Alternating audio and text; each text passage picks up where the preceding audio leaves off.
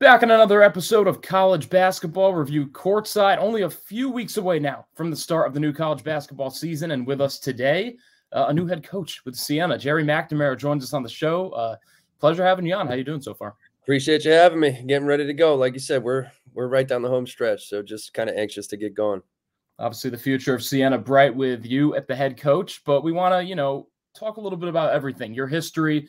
I'm sure a lot of people know your story as well, but of course, a historic career at Syracuse, 400 career threes made, the national championship in 2003. A lot of highlights there to get to.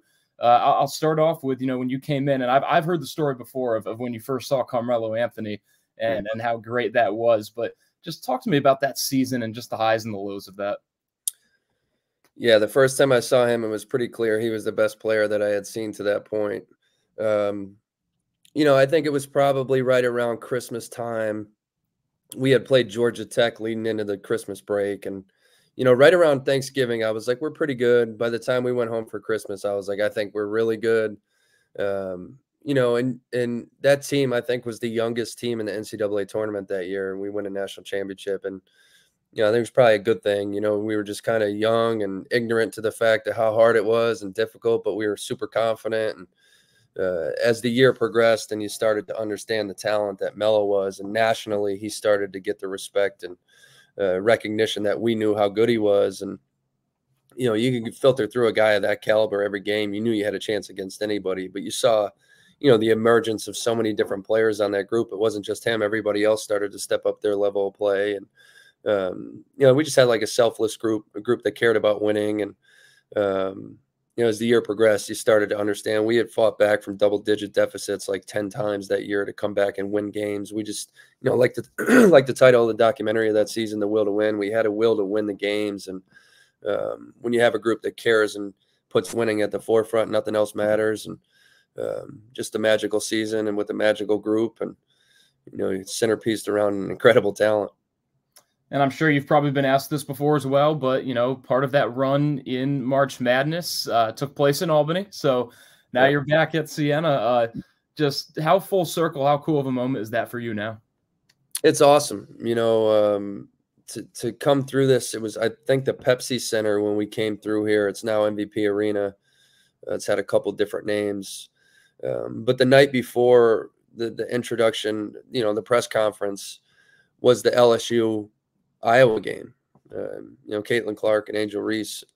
I got a chance to sit in that arena again and watch, probably the most watched women's college basketball game on television ever. And the place was rocking. I'll never forget playing there in 2003. Obviously just right up the road, 2 hours for us down 90. It was rocking for Syracuse Orange back then.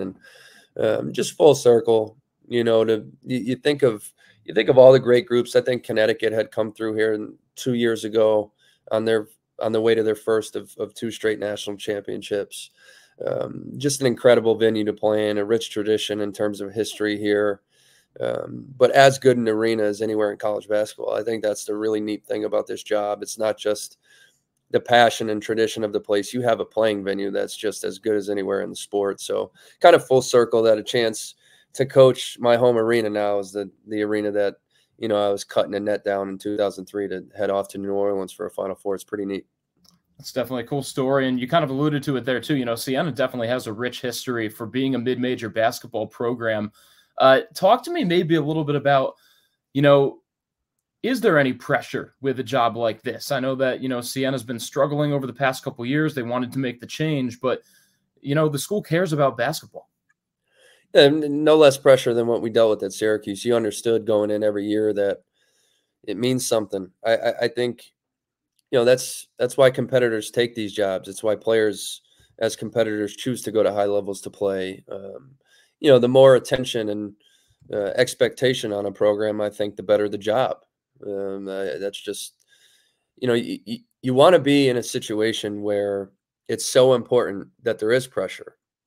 Because usually in those situations, you have enough people to step up to help you. We have an administration that cares about basketball. We have alumni that cares about basketball. We have fans and students that care about basketball.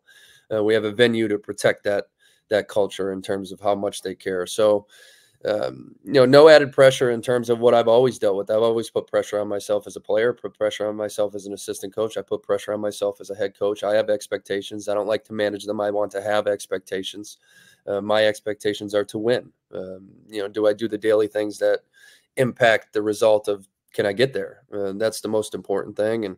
And, I wanted to take a job when I had the opportunity that there were expectations to win basketball games, because that's, at the end of the day, who I've always been.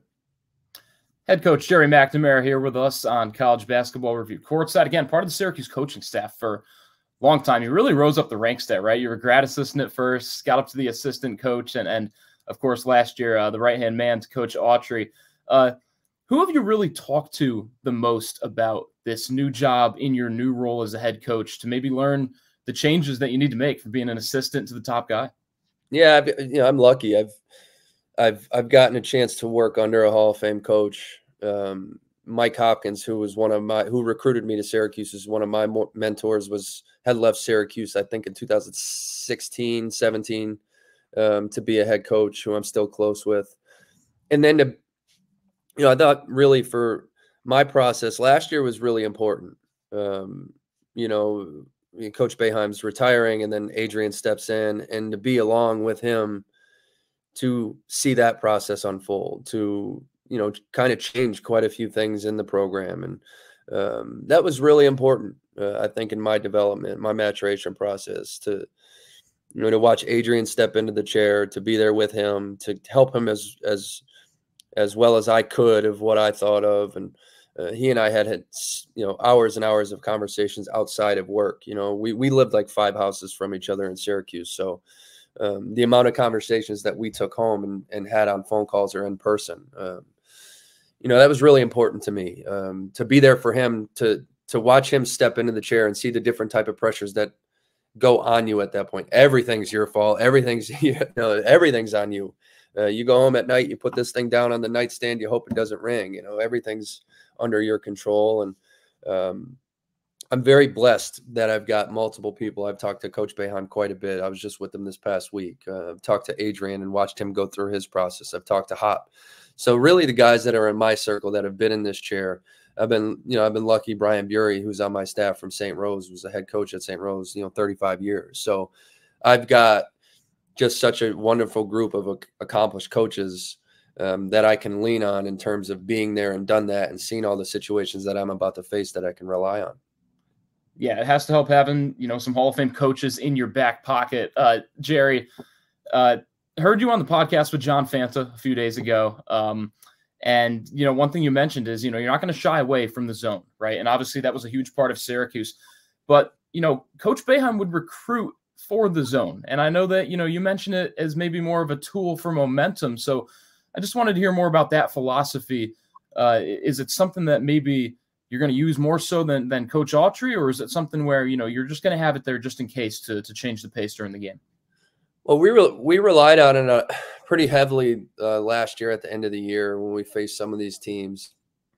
I think you have to talk about the evolution of the game too. Mm-hmm. When I got into college, a lot of coaches were preaching, don't shoot too many threes. And now you can't shoot enough of them. I think analytically, it just makes sense if you have multiple shooters. I think the game has evolved in a different way.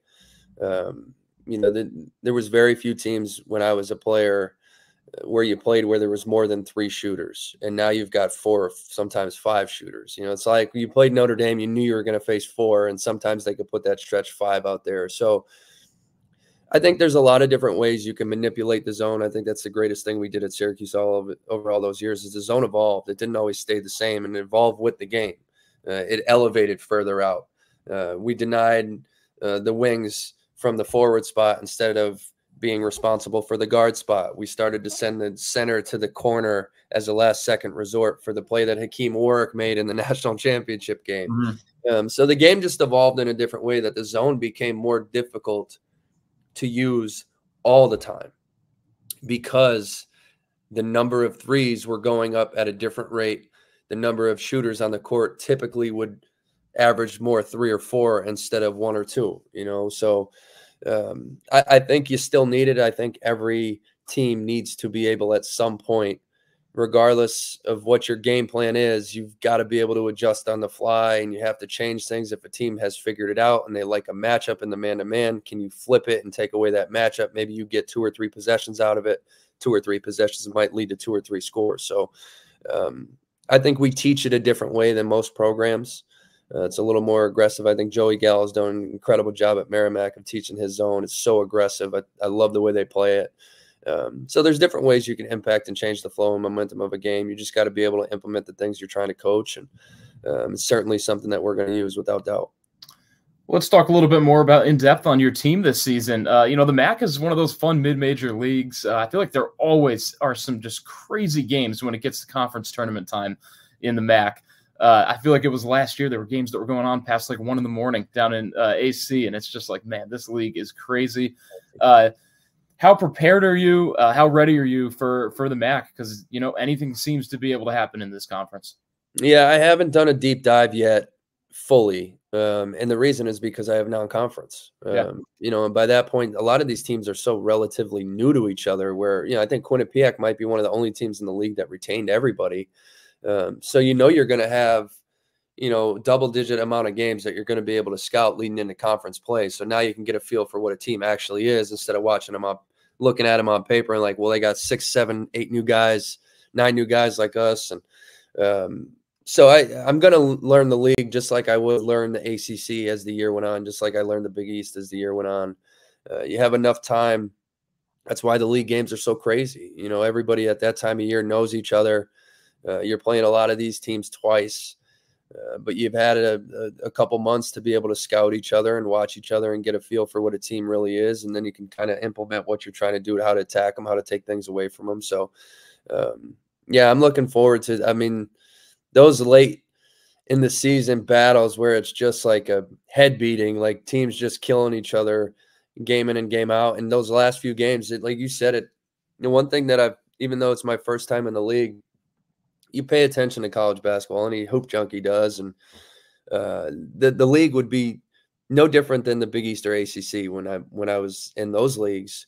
You look at the middle of the pack, and like, you know, 5, 6, 7, 8 is separated by like 1 game. First place is separated by like 1 or 2 games from second place, and it's just so nip and tuck when you get into it. And occasionally you'll have one of those groups that separate, but once you get to the tournament, it doesn't matter. Like, throw it all out the window. And that's the beauty of March basketball, is you roll it out and teams know each other and anything can happen on any given night. The late finish this year, I think the league, trust me, that ain't going to happen again. They don't want that happening again. We've talked about it, and it'll be a little bit more efficient.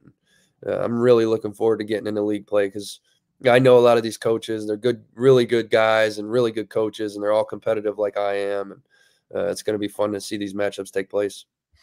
Well, we'll talk non-conference. We'll actually talk the beginning of the season right now. 12 days away from your exhibition against Hobart. Another thing I heard, you know, Coach Boeheim, and I'm sure you can attest to this, it was a lot of 5-on-5 scrimmaging during practice. Coach Autry tends to do more drills. What's your kind of prerogative as you especially get toward the beginning of the season, and do you lean one way or the other? I've done a mix of both. The day that Coach was here, we did a lot more up and down. That was kind of what was structured. He showed up out of the blue. I had texted him. We had practice, and he just walked in the door. So he never confirmed to me that he was coming or not. So that was kind of the game plan for that day. If he were at our practice on Friday, we had this weekend off. But if he were at our practice before the weekend hit, he would have saw, you know, a lot more drill work. And, you know, you got to drill to be able to build up to, you know, who you're trying to ultimately become on both ends of the court as you see the game go back and forth. And he saw one of those days where we worked more offensive side of the basketball and how we were going to attack in the open court. But I think you just got to kind of find a fine balance, you know, be able to mix in what you're trying to do, how you're trying to play on the defensive end, because that's such a big factor in the game that you have to have an identity on that end, and how you have to be in complete unison of what your rotations are. And, you know, ultimately build up really to how you want to look in the full court. And I've said it, we spent a great deal this summer working on the offensive side of the ball, because I wanted these guys to be really familiar with each other in terms of the freedom of flow of how I want to play. And then really the last month, we've spent a great deal in terms of our preparation of how we want to look on the defensive side of the ball. So, one of the great things, if you can change your practices but still be consistent in them, so you have a couple core drills and then flip, I think guys like change, so they're not just repetitively doing the same practice every day, but you're adding your vitamins and the things that you're unwilling to break on every day. And then you're going to kind of tweak practice a little bit to still get certain things out of them. So I've got a new drill today that I think will help us, and you're constantly trying to evolve, as a player, as a coach, you're constantly trying to push and try to get the more out of your group. But, to me, it's always been about a fine balance. Do you ever find yourself getting in there on drills? I know that, you probably kept that shot up, right? The shot, I can't move anymore, man. I'm done. My left ankle's cooked. Oh, no. I stopped like 5 years ago. I need surgery on it, and I'm putting it off as long as I can, because 8 months, man, I think it's like an 8-9 month recovery from what I have to get. And golf season happens right after the season ends, and I don't know if I'm willing to give up that, and I'm not ready to give up moving around at practice yet. So I've had to adjust. It's very difficult for me not to play basketball because I love it. It was my form of exercise my entire life. I'm not necessarily an out-distance runner or a long-distance runner outside. I don't like treadmills. I'll occasionally get on the stepper machine, but I love basketball. So it's been difficult, really, really hard for me not to work out these last few years. No, I bet that's got to be tough, man. Obviously, prayers and hope that works well as well with the surgery once you get along to it. Before I let you go here, as our time is almost up, I'd be remiss if I didn't ask for a favorite story of Jim Boeheim. And I warn you, I've heard a lot of them. So if you got anything unique, let's hear it. Mine is unique. How he stepped up for me. I had played the majority of my senior season with a stress fracture in my pelvic bone. We didn't divulge any of that information. No one knew about that. And when people kind of at the end of my career tried to take some shots at me and digs, he, in a very, very public way, stepped up and defended me, which is like one of the great sound bites of any press conference of any coach. If you haven't seen it, most Syracuse fans have seen it for sure. But I think in that same tournament, we win 4 games in the 2006 Big East tournament. And this kind of sums up, I don't even know how much I've told this story. This kind of sums up who Coach and why he's so great. Like toward the end of the championship game against Pittsburgh, like I had made like 1 or 2 turnovers and like I wasn't great.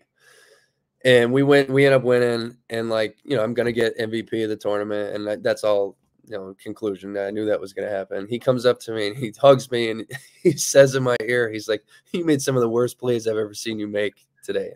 So I'm sitting there like, you just went to bat for me 4 days ago, but he never stops being the coach. He never stops kind of demanding more of his player. I've always loved him for it. It's why he's always continuously got the best out of his guys. I tell that story to the guys that I coached. Hey, if you're looking for his constant nurturing and approval, it's not coming. And the reasons that it's not coming is he's always going to demand more. He expects you to do those things. So, I've always laughed back at that moment. Like, dude, I was you should have wheeled me out there in a wheelchair. And, now I got you in my ear telling me I played terrible down the stretch. So he's always demanded more. And so I just always loved it about him. Few better than Coach Boeheim. Very few. Coach, I got to say too, I went to Seton Hall, and John Paquette, who has been at the Big East for a while, still tells that story over time and time again when Coach Boeheim got on the mic and didn't hold back, to say the least. He didn't. Appreciate your time on here. I want to end with a story as well, because I figured I'd tell you this after, but I think it'd be kind of cool to say it on the podcast. I'm 26, so I grew up about 15 minutes outside of Storrs, Connecticut, right? So total Yukon country. But I was raised a big Syracuse fan. And 2006. Good family. Yep. 2006, when you guys went on that run, that was my first year of really watching the team. And every day, because you guys were playing noon games, if I remember correctly. First 2. I'd get off. Yeah, the first two, and then you were obviously making the shots. You were my favorite player, and I'd get off the bus and I'd ask my dad, "Hey, what happened? Did Syracuse win?" He'd hold up like a sign on the bus for me to see when I'd walk off, and it was just awesome because even then and throughout my entire schooling career, I mean, I'm getting talked everything about. Oh, it's UConn Huskies, the rivalry, and so that was a really cool thing for me to watch growing up. So I figured I'd share. I mean, think about like you picked some really great years to kind of get involved, and that's like the cool. These stories are great for me because you like to think. As a player, like, did I bring more eyes and people to support the program? Like, did I help the program? Like, those are the things that make you feel good. And, UConn just had so many strong teams in our years. We win it in 2003. I think they won it in 2004. And then, like, the next 3-4 years of us playing against each other, just like some incredible teams and battles. They had so much talent. And then to get involved as a fan in 2006, think about the stretch after that the Big East hit, of how good the league was until really until it still is, but until we left in 2014, like that stretch of Big East basketball, 8-9 teams in the tournament every year. I mean, 2006, we were the 9 seed. Yeah. And it was like, if we beat Cincinnati in the first round or they beat us, it was like expected like one of these 2 teams. So 8 teams out of the Big East were expected to get in the NCAA tournament.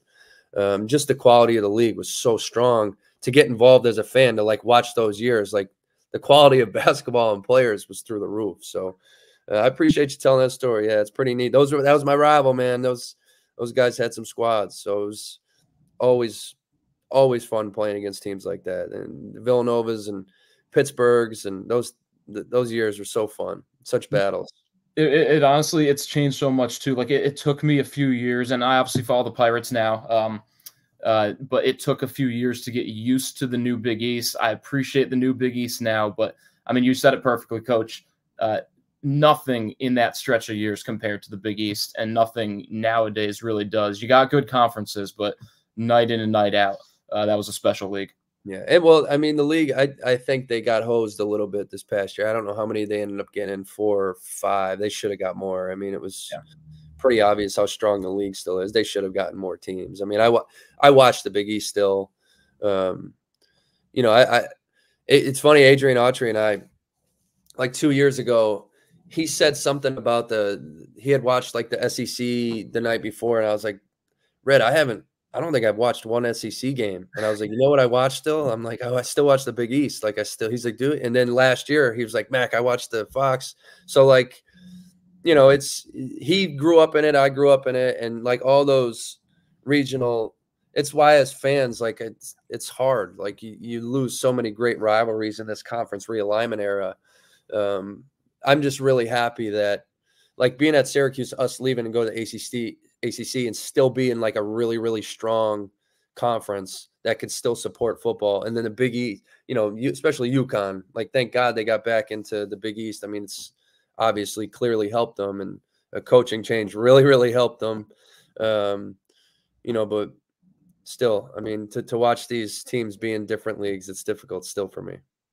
Yeah, it's crazy. College basketball has changed, but Coach, appreciate having you on again. And, again, hopefully you bring some change to Siena in your first year as the head coach. We'd love to catch up with you after the season as well. But thanks for coming on today. Yeah, my pleasure. I appreciate it. Thank you.